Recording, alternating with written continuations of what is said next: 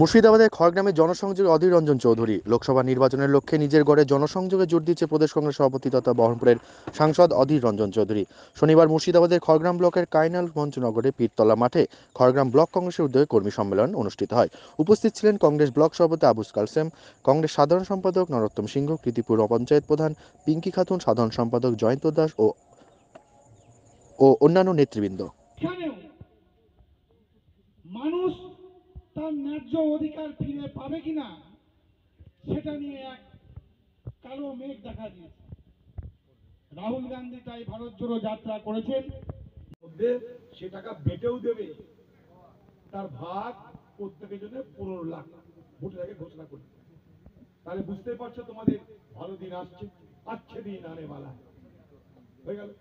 আমরা ভাবলাম তাই তো, লক্ষ লক্ষ কোটি টাকা বাইরের ব্যাংকে তো পড়ে আছে, সরকার মনে করে নিয়ে আসতে পারে, নিয়ে এলে ভাগও হতে পারে, 15 লাখ টাকা করে পেয়ে যাবো ভোটের 1-1.5 মাস পর। এর থেকে আনন্দের কি থাকতে পারে? মোদীকে ক্ষমতায় নিয়ে এলো মোদী ক্ষমতায়। এবার ক্ষমতা আসার পর সাংবাদিক জিজ্ঞেস করছে, হাগো 15 লাখ টাকা কোথায়? তখন ভোটের সময় এরকম বলতে হয় ভাই, ওটা নির্বাচনের স্লোগান, হিন্দিতে বলে জুমলা, সবাই জানে।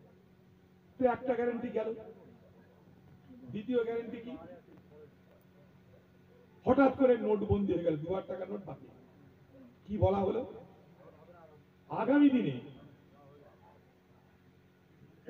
আর দেশে আতঙ্কবাদী থাকবে না, দেশে কালো টাকার কারবার বন্ধ হয়ে যাবে। ভারত সরকার সব কালো টাকা ঘর ঘর থেকে বার করবে। মোদী মজা করে বলল, যাদের ঘরে কালো টাকা আছে তাদেরকে রাত্রেবেলায় ঘুমের ওষুধ খেয়ে ঘুমাতে হবে। काले धन की जो पूंजीपति है उन सबको रात को नींद की गोली खाने पड़ेगी और राते তাদেরকে ঘুমের ওষুধ খেতে হবে। তাই মোদী এত বড় সিদ্ধান্ত নিয়েছে।